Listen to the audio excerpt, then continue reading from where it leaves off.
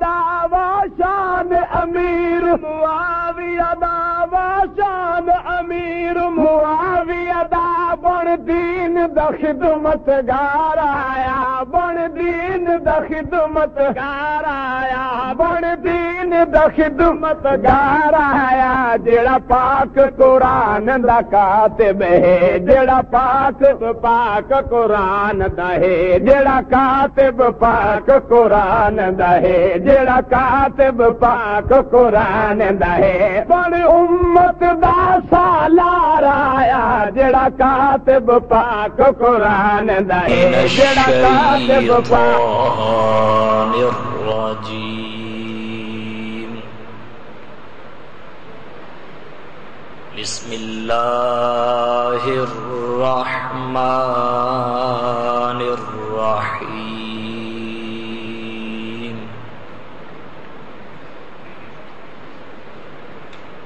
اولئک علی ھدی من ربہم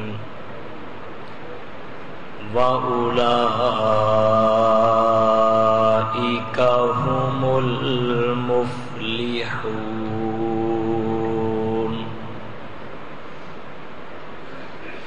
وقال النبي صلى الله عليه وسلم أكرموا أصحابي فإنهم خياركم سبحان ربك رب العزة عما يصفون وسلام على المرسلين والحمد لله رب العالمين.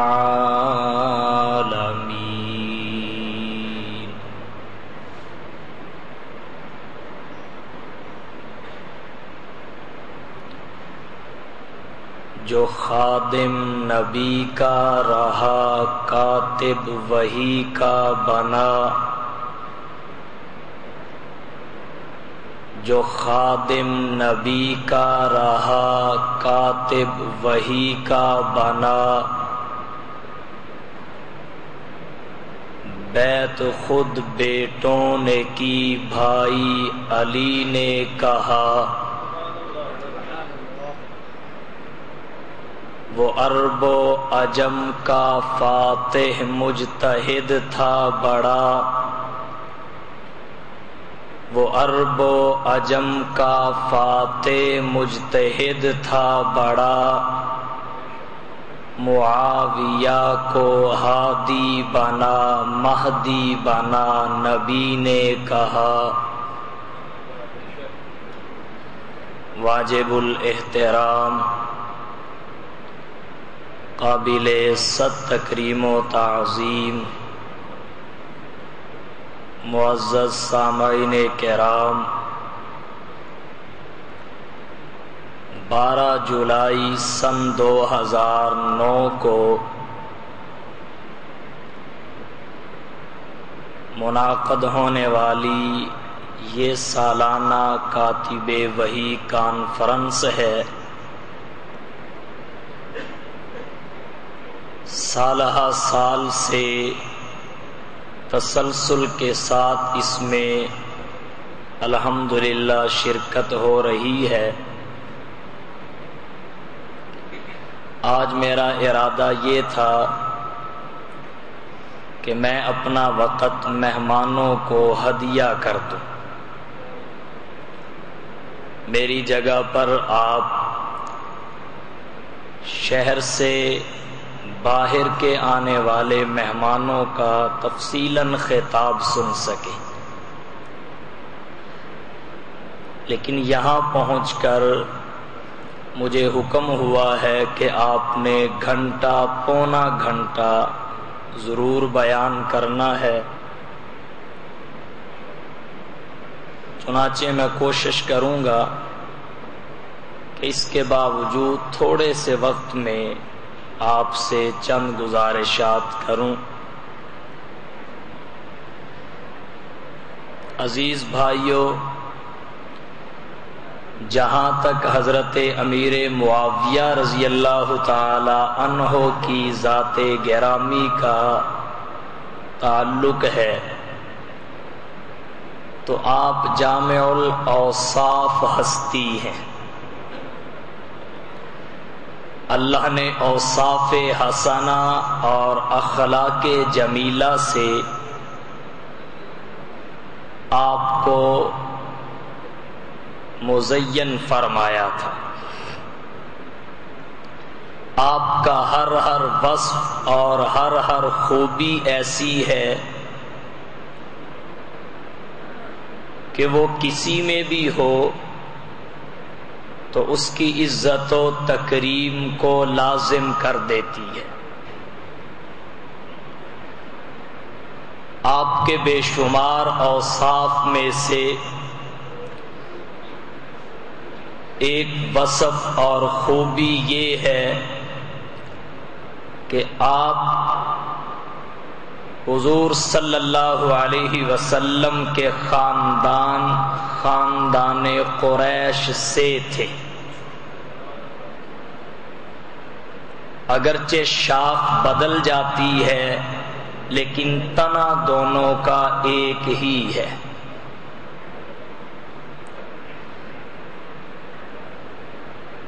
گزشتہ سے پیوستہ سال شاید میں نے خاندان بنو امیہ کے مناقب پر ہی تفصیلاً گفتگو کی تھی، لہذا آج تفصیل کی ضرورت نہیں ہے۔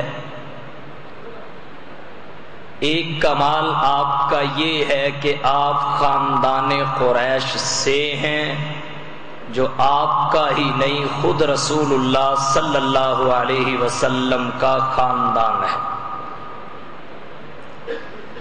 اور چوتھی پشت پر جا کر آپ دونوں کا سلسلہ نسب بھی ایک ہو جاتا ہے۔ آپ کا یہ وصف بھی اس بات کا داعی ہے کہ آپ کی عزت کی جائے۔ اس کے بعد اللہ نے جہاں آپ کو بے شمار مزید خوبیاں عطا فرمائیں، ان میں سے ایک یہ بھی ہے کہ آپ حضور صلی اللہ علیہ وسلم کے برادر نسبتی ہیں۔ آپ کی بہن ام حبیبہ حضور کے نکاح میں ہے اور ام المومنین ہے، اس وجہ سے آپ خال المؤمنین، تمام مومنوں کے ماموں کہلاتے ہیں۔ یہ بھی آپ کی عزت و تکریم کی ایک مستقل وجہ ہے۔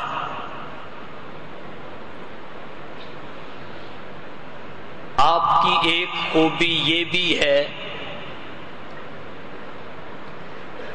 کہ آپ وحی کے کاتب اور حضور صلی اللہ علیہ وسلم کے خادم تھے۔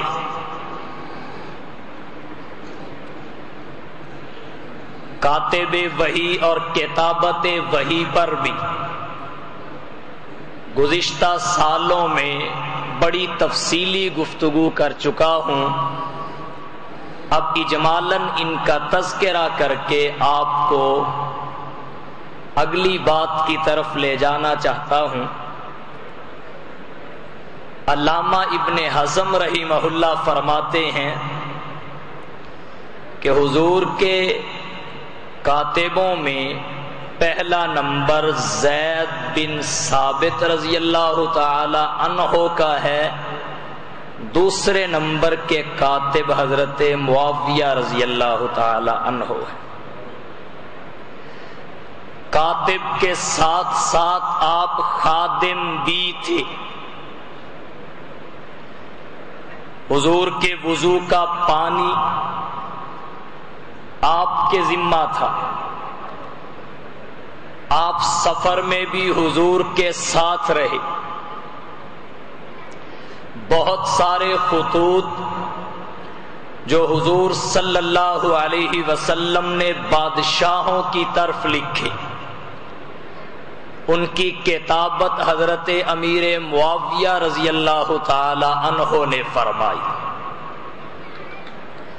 جہاں یہ ساری صفات آپ میں پائی جاتی تھی، وہاں پر آپ بہت بڑے فقیہ بھی تھے۔ حضرت عبداللہ بن عباس رضی اللہ عنہما وہ آپ کو فقیہ ہو کر فقیہ امت کہتے تھے۔ آپ بہت بڑے بہادر، بڑے مدبر، معاملہ فہم بھی تھے۔ حضرت عمر فاروق رضی اللہ تعالی عنہ جیسی ہستی آپ کو کسرائے عرب کہا کرتی تھی۔ آپ بہت عظیم سپہ سالار اور جرنیل بھی تھے۔ حضرت علی المرتضیٰ رضی اللہ تعالی عنہ نہ صرف آپ بلکہ آپ کے سپاہیوں کی بے حد تعریف کیا کرتے تھے۔ حضرت امیر معاویہ رضی اللہ تعالی عنہ حضور صلی اللہ علیہ وسلم کے محب بھی تھے اور محبوب بھی تھے۔ رحمت کائنات کے برادر نسبتی بھی تھے اور منظور نظر بھی تھے۔ آپ کی دعاؤں کا مصداق بھی تھے اور معتمد خاص بھی تھے۔ خال المومنین بھی تھے اور مدبر اسلام بھی تھے۔ حضرت امیر معاویہ رضی اللہ تعالی عنہ اسلامی بحری بیڑے کے موجد بھی تھے اور پہلے اسلامی بحری لشکر کے قائد بھی تھے، اور اسی بنا پر آپ بشارت جنت کے مستحق بھی تھے۔ حضور صلی اللہ علیہ وسلم نے فرمایا، اول جیش من امتی یغزون البحر قد اوجبوا، میری امت کا وہ سب سے پہلا لشکر جو سمندری اور بحری لڑائی کرے گا، اس لشکر نے اپنے اوپر جنت کو واجب کر لیا ہے۔ حضرت امیر معاویہ رضی اللہ تعالی عنہ نے نہ صرف 27 یا 28 ہجری میں اس اسلامی بحری لشکر کی قیادت کی، بلکہ دور عثمانی میں ایجاد بھی آپ ہی نے کی۔ اللہ نے بے شمار خوبیاں آپ میں رکھی تھی، ہر خوبی اس بات کی داعی ہے کہ آپ کی عزت کی جائے، آپ کی تکریم کی جائے، آپ کا احترام کیا جائے۔ لیکن سب سے بڑی خوبی آپ کی یہ تھی کہ آپ نہ صرف مومن بلکہ حضور صلی اللہ علیہ وسلم کے صحابی تھے۔ یہ آپ کی سب سے بڑی خوبی تھی کہ آپ حضور صلی اللہ علیہ وسلم کے صحابی ہیں۔ کوئی بھی شخص اس بات کا انکار کر سکتا ہے کہ میں آپ کو حضرت نبی کریم صلی اللہ علیہ وسلم کا برادر نسبتی نہیں مانتا، یا مانتا بھی ہوں تو اسے عزت کی وجہ نہیں سمجھتا۔ میں خاندان قریش سے ہونا عزت کی وجہ نہیں سمجھتا، میں بحری بیڑے کا موجد ہونا عزت و تکریم کی وجہ نہیں سمجھتا، میں اسلامی بحری لشکر کا قائد اور امیر ہونا عزت کی وجہ نہیں سمجھتا، میں خادم ہونا عزت کی وجہ نہیں سمجھتا، یا میں کاتب ہونا عزت کی وجہ شمار نہیں کرتا، کوئی بھی وجہ اگر عزت کی کوئی شخص شمار نہ کرے تو صحابی ہونا ایک ایسی وجہ ہے کہ جو مومن ہوگا اسے وجہ عزت شمار کرے گا، کیونکہ اہل سنت والجماعت کا نظریہ یہ ہے الصحابۃ کلہم عدول، صحابہ سارے کے سارے عادل ہیں، صحابہ سارے کے سارے عادل ہیں۔ کسی بھی آدمی کے بارے میں یہ تحقیق ضرور کی جائے یہ صحابی ہے یا غیر صحابی ہے، لیکن جب تحقیق ہو جائے یہ صحابی ہے پھر اس کی نجی زندگی کو نہیں کھولا جاتا، پھر عقیدہ یہ ہے الصحابۃ کلہم عدول، صحابہ سارے کے سارے عادل ہیں۔ اور حضرت امیر معاویہ رضی اللہ تعالی عنہ کا صحابی ہونا روز روشن کی طرح واضح ہے۔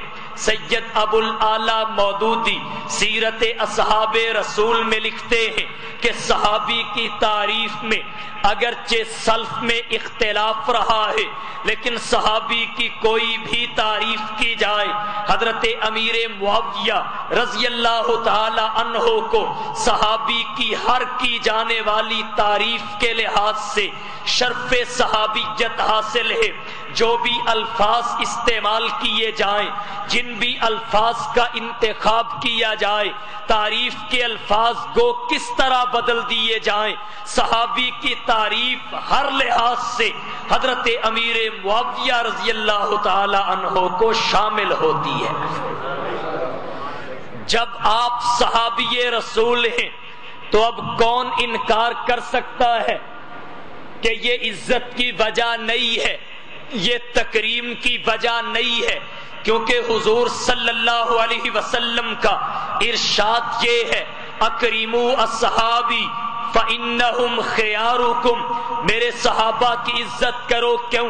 اس وجہ سے کہ وہ تم میں سب سے بہتر ہیں، جیسے پروردگار عالم نے فرمایا کنتم خیر امت، اے اصحاب محمد تم امت کے بہترین افراد ہو، تم امت کے بہترین نفوس ہو، تم امت کی بہترین شخصیات ہو، تم وہ شخصیات ہو جنہوں نے نبی کو دیکھا ہے، نبی نے تمہیں دیکھا ہے، تمہارے ہاتھ نبوت کے ہاتھوں پہ ہیں، نبوت کے ہاتھ تمہارے ہاتھوں کے نیچے ہیں، تم وہ ہستیاں ہو جن کی آنکھوں میں نبی کی تصویر ہے، نبی کی آنکھوں میں تمہاری تصویر ہے، تم نبی کے سفر کے ساتھی ہو، نبی کے حضر کے ساتھی ہو، تم نبی کے مقتدی ہو، نبی کے متعلم اور شاگرد ہو، نبی کے مرید ہو۔ اللہ نے تم سب سے دنیا میں ہی جنت کا وعدہ کیا ہے، رضی اللہ عنہم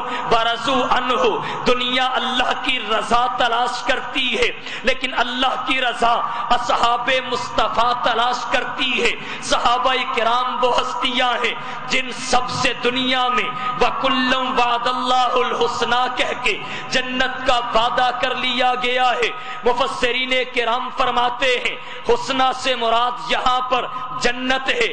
اللہ نے تمام صحابہ سے کلن ہر فرد سے جنت کا وعدہ کر لیا ہے، تو حضرت امیر معاویہ اتفاق کے ساتھ منصب صحابیت پہ فائز ہیں۔ جب آپ صحابی ہوئے تو پھر آپ کی ذات گرامی پر تنقید کا کوئی سبب نہیں رہ جاتا، کوئی وجہ نہیں رہ جاتی۔ اب اگر آپ کی عزت کی جائے تو اپنی ہی خوش قسمتی ہے، اگر آپ پہ تنقید کی جائے تو اپنی ہی ازلی بدبختی ہے۔ اسی وجہ سے علماء امت نے، اسلاف امت نے نہ صرف حضرت امیر معاویہ بلکہ اگر درجہ میں کوئی صحابی حضرت امیر معاویہ سے کم بھی ہو اس کی بھی تنقیص یا تنقید اپنے ایمان کے تباہی کے مترادف قرار دی ہے، اور اسلاف نے صحابہ کرام سے بدگمانی اور ان کی ذوات گرامی پر تنقید سے ہمیشہ باز اور پاک رہنے کا درس دیا ہے۔ نبی کریم صلی اللہ علیہ وسلم نے حضرت امیر معاویہ کے فضائل بیان کر کے تنقید کا دروازہ ہمیشہ ہمیشہ کے لیے بند کر دیا۔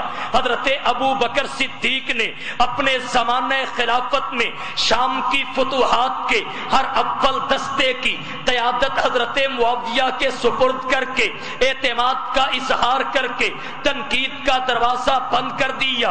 18 ہجری میں حضرت امیر معاویہ رضی اللہ تعالی عنہ کے بڑے بھائی یزید بن ابی سفیان کی وفات کے بعد حضرت عمر فاروق نے انہیں ان کی جگہ بٹھا کے تنقید کا دروازہ بند کر دیا۔ حضرت عمر فاروق نے لا تذکروا معاویہ الا بخیر فرما کے تنقید سے باز رہنے کا درس اور سبق دے دیا۔ حضرت عثمان بن عفان نے اپنے زمانے خلافت میں بحری بیڑا بنانے کی اجازت دے کے اردن کو، فلسطین کو، شام کو، دمشق کو ان کے تصرف میں دے کے اپنے اعتماد کا اظہار کر کے ان کی شخصیت کو قابل اعتماد بنا دیا۔ حضرت علی المرتضیٰ نے انہیں اپنا بھائی بتا کے اعتماد کا اظہار کر دیا۔ حضرت حسن رضی اللہ تعالی عنہ نے نہ صرف حضرت امیر معاویہ کے خلافت سپرد کر کے بلکہ رجال کشی کہتی ہے کہ ان کے ہاتھوں پہ ہاتھ رکھ کے بیعت کر کے انہیں اپنے سے بہتر قرار دے دیا کہ یہ مجھ سے بہتر امور سلطنت سر انجام دے سکتے ہیں۔ بلکہ علامہ ابن عبد البر نے الاستیعاب فی معرفت الاصحاب میں لکھا ہے کہ حضرت حسن نے یہاں تک فرمایا کہ جو شخص حضرت امیر معاویہ رضی اللہ تعالی عنہ کو برا کہتا ہے اس پہ خدا کی لعنت ہو۔ کہاں تک اکابرین امت نے حضرت امیر معاویہ کی محبت انسانوں کے دلوں میں بٹھانے کی کوشش کی ہے۔ حضرت حسن اور حضرت حسین دونوں نے حضرت معاویہ کے ہاتھ پہ بیعت کی، سالانہ ان سے 10 لاکھ درہم وظیفہ کے طور پہ وصول کر کے انہیں اپنا سرپرست اور اپنا بڑا تسلیم کر لیا۔ اور تو اور حضرت عبداللہ بن عباس نے انہیں امت کا فقیہ کہہ دیا۔ شیخ عبد القادر جیلانی رحمت اللہ علیہ نے فرمایا کہ اگر حضرت امیر معاویہ رضی اللہ تعالی عنہ کے گھوڑوں کے سموں کا غبار میرے اوپر پڑ جائے تو میں اسے اپنی نجات کا باعث سمجھوں گا۔ حضرت عمر بن عبد العزیز کے بارے میں جب عبداللہ بن مبارک سے سوال کیا گیا کہ بتائیے حضرت عمر بن عبد العزیز افضل ہے یا حضرت امیر معاویہ افضل ہے، تو عبداللہ بن مبارک کہتے ہیں عمر بن عبد العزیز کی عبادت سے انکار نہیں کیا جا سکتا، ریاست سے انکار نہیں کیا جا سکتا، اخلاص سے انکار نہیں کیا جا سکتا، للہیت سے انکار نہیں کیا جا سکتا، تقوی سے انکار نہیں کیا جا سکتا۔ وہ بڑے اللہ کے برگزیدہ بندے تھے، لیکن بات یہ ہے صحابی کی عزت عبادات کی کثرت سے نہیں ہوتی، صحابی کی عزت جہاد کی کثرت کی وجہ سے نہیں ہوتی، صحابی کی عزت تلاوت کی کثرت کی وجہ سے نہیں ہوتی، صحابی کی عزت حج کی کثرت کی وجہ سے نہیں ہوتی، عمرے کی کثرت کی وجہ سے نہیں ہوتی، صحابی کی عزت تو نبی کی نسبت کی وجہ سے ہوتی ہے۔ جس طرح انبیاء کی عزت ان کی عبادات کی کثرت کی بنیاد پہ نہیں ہے بلکہ اس وجہ سے ہے کہ ان کی نسبت اللہ کی طرف ہے، وہ اللہ کے رسول ہیں۔ یہی وجہ ہے حضور صلی اللہ علیہ وسلم کی زندگی نبوت کے اعطاء کے بعد 23 برس پر مشتمل ہے۔ نبی کریم کی پھر یہ ساری زندگی ایسی ہے کہ پہلے دن ہی 5 نمازیں فرض نہیں ہو گئی، پہلے دن ہی روزے فرض نہیں ہو گئے، پہلے دن ہی جہاد فرض نہیں ہو گیا، پہلے دن ہی زکوٰۃ فرض نہیں ہو گئی۔ بہت سارے احکام مدینہ طیبہ میں آقا کو عطا ہوئے ہیں۔ الغرض یہ 23 سالہ زندگی بھی ایسی ہے کہ اس میں 5 نمازیں مکمل 23 سال میں فرض نہیں تھی۔ بہت سارے احکام مدینہ طیبہ میں 13 سالہ عرصہ کے بعد آئے ہیں، لیکن نبی کریم صلی اللہ علیہ وسلم کی امت میں ایسے آدمی بھی موجود ہیں جنہوں نے 60 سال تک 5 نمازیں پڑھی ہیں۔ امام اہل سنت حضرت مولانا سرفراز خان صفدر رحمت اللہ علیہ نے نصف صدی سے زائد تک اپنی تکبیر اولیٰ کی حفاظت کی ہے۔ اب نمازوں کی کثرت ہے لیکن مرتبے میں امتی ہیں، محمد مصطفیٰ نبی ہیں۔ ہیں، کوئی بھی آقا کے برابر نہیں جا سکتا۔ حضرت ابو الدرداء رضی اللہ تعالی عنہ کے بارے میں روایات میں آتا ہے وہ دن کو روزہ رکھتے تھے، رات کو نوافل پڑھنا شروع کر دیتے تھے۔ ان کی زوجہ طیبہ نے آقا سے جا کے شکایت کی، حضور صلی اللہ علیہ وسلم نے بلا لیا، بلا کے کہا ابو الدرداء کیا کرتے ہو؟ جی دن کو روزہ رکھتا ہوں، رات کو نوافل پڑھتا ہوں، روزانہ کا یہ معمول ہے۔ حضور صلی اللہ علیہ وسلم فرماتے ہیں میں اللہ کا نبی ہو کے بھی اس طرح نہیں کرتا، میں کبھی روزہ رکھتا ہوں کبھی افطار کرتا ہوں، تو یہ کیا کر رہا ہے؟ بیوی کے بھی کچھ حقوق ہیں۔ یہاں سے معلوم یہ ہوا کہ نبی کریم فرما رہے ہیں جس طرح تو مسلسل رکھ رہا ہے اس طرح تو میں بھی نہیں رکھتا۔ ادھر روزوں کی کثرت ہو گئی، ادھر قلت بھی ہے، لیکن پھر بھی حضور کا مرتبہ زیادہ ہے، حضور کا مقام زیادہ ہے، تو نبی کی عزت عبادات کی کثرت کی بنا پہ نہیں، نبی کی عزت اعمال کی کثرت کی بنا پہ نہیں، بلکہ مقام نبوت کی وجہ سے ہوتی ہے۔ اللہ نے اپنے انبیاء کو، اللہ نے اپنے رسولوں کو ورسولی کہہ کے عزت دی ہے، اسی طرح محمد مصطفیٰ نے اپنے صحابہ کو اصحابی کہہ کے عزت دی ہے۔ ان کی عزت بھی عبادت کی کثرت کی وجہ سے نہیں ہے، ان کی عزت بھی تلاوت کی کثرت کی وجہ سے نہیں ہے، ان کی عزت بھی ریاضت کی کثرت کی وجہ سے نہیں ہے، ان کی عزت بھی جہاد کی کثرت کی وجہ سے نہیں ہے۔ یہ حضرت زید بن، یہ حضرت عمر بن ثابت ہیں، آئے ہیں احد کے میدان میں، کلمہ پڑھ کے میدان احد میں کودے ہیں، فوراً حملہ ہوا ہے، جامع شہادت نوش کر گئے ہیں۔ نامہ اعمال میں کوئی نماز نہیں ہے، نامہ اعمال میں کوئی روزہ نہیں ہے، نامہ اعمال میں کوئی حج نہیں ہے، نامہ اعمال میں کوئی عمرہ نہیں ہے، نامہ اعمال میں کوئی زکوٰۃ نہیں ہے، لیکن اس کے باوجود نبوت فرماتی ہے اگر کسی نے جنتی دیکھنا ہو تو عمر بن ثابت کو دیکھ لے۔ آئے ہیں نبی کے چہرے کا دیدار کیا ہے، کلمہ پڑھ کے نبی کی زیارت کی ہے، سیدھے جنت پہنچ گئے ہیں۔ بعد والوں کے پاس سالہ سال کی نمازیں ہوں گی، سالہ سال کے روزے ہوں گے، قرآن کریم کی تلاوتیں ہوں گی، لیکن اس صحابی کی گردے راہ کو بھی نہیں پہنچ پائیں گے، اس لیے کہ ان کے پاس سب کچھ ہو سکتا ہے لیکن ایمان کی حالت میں محمد کا چہرہ دیکھنے والی نظر نہیں ہو سکتی۔ حضرت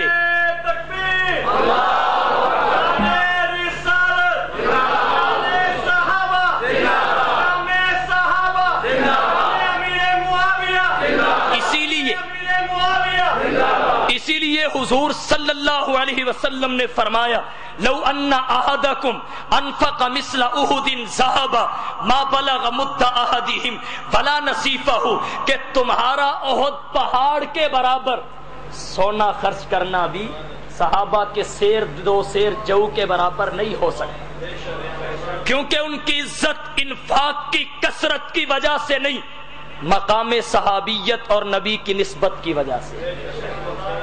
وہ نبی کے صحابی ہیں، اور جس طرح نبی کو اعمال کے ترازو پہ نہیں تولا جا سکتا، اسی طرح نبی کے اصحاب کو بھی اعمال کے ترازو پہ نہیں تولا جا سکتا۔ تو حضرت عبداللہ بن مبارک رحمہ اللہ فرمانے لگے کہ کہاں عمر بن عبدالعزیز، کہاں حضرت معاویہ، عمر بن عبدالعزیز کی ساری عبادتیں، ان کی ساری زندگی، ان کا سارا مرتبہ اور مقام حضرت امیر معاویہ نہیں، ان کا گھوڑا، پھر گھوڑا نہیں، گھوڑے کے ناک میں پڑنے والی غبار اس کے برابر بھی نہیں ہو سکتے۔ حضرت معاویہ نہیں، ان کا گھوڑا، پھر گھوڑا بھی نہیں، گھوڑے کے ناک کے نتھلے میں اڑ کر پڑنے والی گرد و غبار اور میل کچیل کا مقابلہ بھی عمر بن عبدالعزیز نہیں کر سکتے۔ حضرت اویس قرنی جیسے تابعی جلیل القدر ہونے کے باوجود صحابی کی گرد راہ کو نہیں پہنچ سکتے۔ تو حضرت امیر معاویہ رضی اللہ تعالی عنہ بالاتفاق حضور کے صحابی ہیں، بالاتفاق، اور حضور انہیں صحابی کہتے ہیں، حضور انہیں صحابی کہتے ہیں۔ علامہ ابن کثیر رحمت اللہ علیہ نے البدایہ والنہایہ کی 8ویں جلد 140 صفحہ پہ ایک واقعہ نقل کیا ہے. وہ فرماتے ہیں اللہ کے ایک بزرگ نے خواب دیکھا کہ حضور صلی اللہ علیہ وسلم کی مجلس میں خلفائے راشدین بالترتیب تشریف فرما ہیں. ایک شخص اچانک آیا، نبی کی مجلس میں بیٹھنے لگا. حضرت عمر رضی اللہ تعالی عنہ جو فاروق تھے وہ فرمانے لگے اللہ کے رسول یہ ہمیں گالیاں دیتا ہے. جب حضرت عمر نے یہ بات کہی وہ کہنے لگا اللہ کے رسول میں انہیں نہیں، میں تو حضرت معاویہ کو برا بھلا کہتا ہوں. الیاذ باللہ. جب یہ بات اس نے کہی آقا کی آنکھیں سرخ ہو گئیں، فرمانے لگے ظالم کیا معاویہ میرا صحابی نہیں ہے؟ کیا معاویہ میرا صحابی نہیں ہے؟ جس طرح یہ میرے صحابی ہیں اسی طرح حضرت معاویہ بھی میرے صحابی ہیں. صحابی کی تعریف میں اگرچہ سلف میں اختلاف رہا ہے لیکن کوئی بھی صحابی کی تعریف کی جائے ہر تعریف کے لحاظ سے حضرت امیر معاویہ رضی اللہ تعالی عنہ کو شرف صحابیت حاصل ہے. پھر حضور نے فرمایا اب اسے سخت سزا دو تاکہ آئندہ کسی کو ہمت نہ ہو سکے کہ وہ حضرت معاویہ پہ زبان درازی کرے. فضل بن عیینہ رحمہ اللہ فرماتے ہیں کہ حضرت امیر معاویہ صحابہ کا پردہ ہے. توجہ ہے سب کی. حضرت امیر معاویہ رضی اللہ تعالی عنہ صحابہ کرام کا پردہ ہے. جو اس پردے کو ہٹاتا ہے پھر وہ تمام صحابہ کرام کی پردہ دری کرتا ہے، کسی کو بھی معاف نہیں کرتا. اور جو اس پردے کی حفاظت کرتا ہے اس پردے کے پیچھے جتنے صحابہ کرام ہیں سب کی حفاظت اس سے ہو جاتی ہے. تو عرض میں یہ کر رہا ہوں حضرت امیر معاویہ کو اللہ نے بے شمار خوبیاں عطا کی تھی، بے شمار کمالات آپ کی ذات گرامی میں رکھے تھے.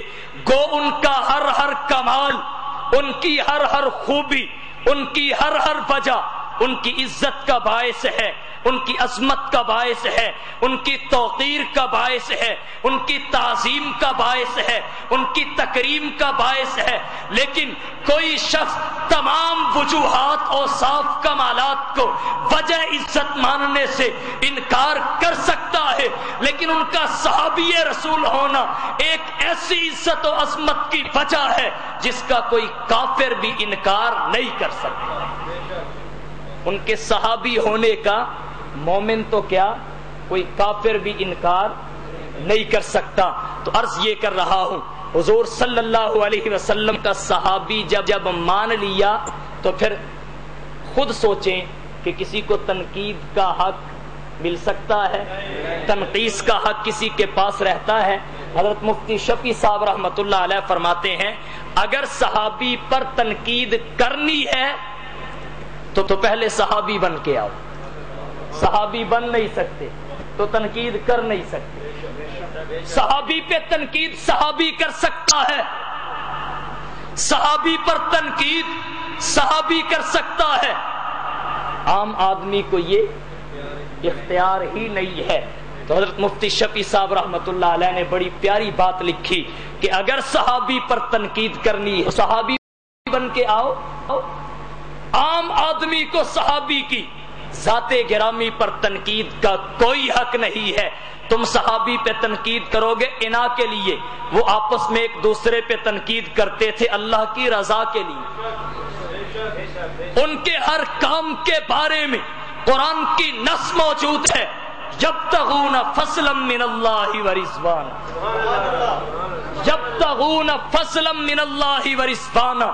تو عرض یہ کرنا چاہتا ہوں حضور کا ادنا درجے کا بھی صحابی ہو وہ ہمارے لیے عزت و احترام کا گویا کہ مرکز ہے، ہماری محبت کا مرکز ہونا چاہیے. ترمذی شریف جلد ثانی صفحہ نمبر 212 پر حضرت جابر رضی اللہ تعالی عنہ سے روایت آتی ہے عن جابر رضی اللہ تعالی عنہ اتی النبی بجنازۃ رجل لیصلی علیہ. حضرت جابر فرماتے ہیں آقا کی خدمت میں ایک میت کو لا کے رکھا گیا لیصلی علیہ تاکہ آپ اس کی نماز جنازہ پڑھائیں. فلم یصلی علیہ، آقا نے نماز جنازہ نہیں پڑھی. قیل یا رسول اللہ ما رأیناک ترکت صلاۃ علی احد قبل ھذا، اللہ کے رسول اس سے پہلے بھی میتیں آپ کے سامنے لا کے رکھی جاتی رہی، لیکن آپ نے کبھی جنازہ پڑھنے سے انکار نہیں فرمایا. آج ایسی کون سی وجہ ہو گئی کہ آپ نے جنازہ پڑھنے سے انکار فرما دیا ہے؟ تو حضور صلی اللہ علیہ وسلم نے ایک جملے میں محبت سے صحابہ کی اہمیت بتا دی. فرمایا انہو کان یبغض عثمان، اس کا جنازہ اس لیے نہیں پڑھتا کہ اس کے دل میں حضرت عثمان کا بغض تھا، جس کا نتیجہ یہ نکلا کہ فابغضہ اللہ، یہ اللہ کے نزدیک بدترین انسان بن گیا. تو جو اللہ کے نزدیک مبغوض ہو، اللہ کا رسول اس کا جنازہ نہیں پڑھ سکتا. یہ صحابی کی عزت ہے، یہ صحابی کی عظمت ہے، یہ صحابی کی برتری ہے، یہ صحابی کی بالا تری ہے، یہ صحابی کی رفعت ہے، یہ صحابی کی بلندی ہے کہ اگر کسی کے دل میں صحابی کا بغض آ جائے، بغض وہ ہوتا ہے جو دل میں ہو، سب وہ ہوتا ہے جو زبان پہ ہو، بغض وہ ہوتا ہے جو دل میں ہو، شتم وہ ہوتا ہے جو زبان پہ ہو. اگر دلی کیفیت جس کا وہ کبھی کسی کے سامنے اظہار بھی نہیں کرتا تھا، اور دلیل اس کی یہ ہے، تبھی تو صحابہ نے کہا آپ جنازہ کیوں نہیں پڑھتے؟ اگر وہ اظہار کرتا ہوتا تو صحابہ حضور کو منع کرتے. جیسے عبداللہ بن ابی کا جنازہ پڑھنے حضور چلے تھے، حضرت عمر پکڑ کے کھڑے ہو گئے تھے. صحابہ کا منع نہ کرنا، الٹا حضور سے سوال کرنا. آقا پہلے تو انکار کبھی نہیں سنا گیا، کبھی نہیں دیکھا گیا، آج کیا وجہ ہے؟ یہ اس بات کی علامت ہے کہ جو تھا اس کے دل میں تھا، زبان پر نہیں تھا. بغض تو تھا لیکن سب نہیں تھا، بغض تو تھا لیکن شتم نہیں تھا، اس کی اپنی ذات تک تھا، متعدی نہیں تھا. لیکن نبوت نے عظمت صحابہ اور محبت صحابہ کی، دفاع صحابہ کی اہمیت کے پیش نظر جنازہ پڑھنے سے انکار کر کے بتا دیا اگر دل میں ہو تو میں اس سے اتنی نفرت کرتا ہوں کہ اس کا جنازہ نہیں پڑھتا. اور جو زبان سے صحابہ کو برا کہے، یاد رکھنا وہ پیغمبر کے نزدیک اتنا ناپسندیدہ ہے کہ وہ حوض کوثر سے محروم ہوگا، وہ شفاعت کبریٰ سے محروم ہوگا، وہ رضائے الہی سے محروم ہوگا، وہ جنت کی سعادتوں سے محروم ہوگا، وہ انوار الہی سے محروم ہوگا، وہ اللہ کی رحمتوں سے محروم ہوگا. اور یہاں نقطے کی بات عرض کر دوں، یہ حضرت عثمان رضی اللہ تعالی عنہ خلفائے راشدین میں سے تیسرے نمبر کے خلیفہ ہیں. اگر تیسرے نمبر کے خلیفہ کا دل میں بغض ہو تو پیغمبر کو برداشت نہیں ہے، اور جس کی زبان پر پہلے اور دوسرے کے بارے میں بد زبانی اور سب و شتم ہو، پیغمبر اسے کیسے برداشت کر سکتے ہیں؟ تو عرض یہ کر رہا ہوں، حضرت امیر معاویہ رضی اللہ تعالی عنہ حضور صلی اللہ علیہ وسلم کے صحابی ہیں. حضرت علی رضی اللہ تعالی عنہ فرماتے ہیں، حضرت شاہ ولی اللہ محدث دہلوی رحمہ اللہ نے ازالت الخفاء عن خلافت الخلفاء میں لکھا ہے کہ لوگوں حضرت معاویہ کی حکومت کو برا نہ کہو، حضرت معاویہ کو برا نہ کہو. خدا کی قسم جب حضرت معاویہ نہیں رہیں گے تو زمین میں سخت بد امنی پھیلے گی. اور ایک جگہ یوں آتا ہے، گردنیں کٹ کٹ کر کندھوں سے یوں گریں گی جیسے تمے کا پھل جو ہے درخت سے نیچے گرتا ہے. دنیا نے دیکھا حضرت علی نے جو کہا بالکل اسی طرح ہوا. حضرت علی رضی اللہ تعالی عنہ، دیگر صحابہ اسلاف امت نے یہ سبق دیا ہے کہ جو نبی کا صحابی ہے، حضرت امیر معاویہ تو خلیفہ راشد ہیں، جو عام صحابی ہے اس کی بدگمانی بھی تمہیں لے ڈوبے گی، یہ سکون سے جینے نہیں دے گی، یہ چین سے رہنے نہیں دے گی. لہذا اس سے بچا جائے اور پیغمبر علیہ السلام کے ہر صحابی کی عزت کی جائے، پیغمبر علیہ السلام کے ہر صحابی کا احترام کیا جائے. بلا شبہ وہ معصوم تو نہیں ہے لیکن گناہوں سے محفوظ، اللہ کے ہاں مقبول ضرور ہیں. بلا شبہ ان پہ قرآن اترا تو نہیں ہے لیکن وہ قرآن کے اولین مخاطب اور شارع ضرور ہیں. بلا شبہ وہ اسلام کے اوامر و نواہی کے موجد تو نہیں ہیں، لیکن اسلام کے اولین ناقل ضرور ہیں۔ بلا شبہ ان کے قبضہ میں انسانیت کی ہدایت تو نہیں ہے، لیکن وہ پوری انسانیت کے لیے ذریعہ ہدایت اور نمونہ عمل ضرور ہے۔ بلا شبہ وہ معصوم نہیں ہے، لیکن پیغمبر کے ہاں مقبول ضرور ہیں۔ ان کی عزت ہم پر لازم ہے، ان کا احترام ہم پر واجب ہے۔ ان کی عزت میں ہماری عزت ہے، ان کی تنقیص یا ان پر تنقید میں ہماری ذلت ہی نہیں، دارین کی تباہی ہے، دارین کی بربادی ہے۔ اس لیے اللہ سے یہی گزارش کرتے ہیں کہ مولا کریم ہمارے دلوں کو اصحاب مصطفیٰ کے کینہ سے محفوظ رکھنا۔ ربنا اغفر لنا ولاخواننا الذین سبقونا بالایمان ولا تجعل فی قلوبنا غلا للذین آمنوا ربنا انک رؤوف الرحیم۔ اللہ تعالی ہم سب کو صحابہ کرام کی دھڑکن فخر اہل سنت بہرچان امیر معاویہ دا جس علم اسلام دا چایا ہے، جس علم اسلام دا چایا ہے، جس علم اسلام دا چایا ہے، او عرب عجم تے چھایا ہے، او عرب عجم تے چھایا ہے، او عرب عجم تے چھایا ہے۔ توڑے زور ایرانی رومیاں دے، توڑے زور نعرہ تمہارا گنگی قوم اسلام دا چایا ہے، جس علم اسلام دا چایا ہے، او عرب عجم تے چھایا ہے، او عرب عجم تے سبحان اللہ، او عرب عجم تے چھایا ہے، او عرب عجم تے چھایا ہے۔ توڑے زور ایرانیاں رومیاں دے، توڑے زور ایرانیاں رومیاں دے، توڑے زور ایرانیاں رومیاں دے۔ کیا خوب علم بردار آیا باشان امیر معاویہ دا، باشان امیر معاویہ جنو آپ نبی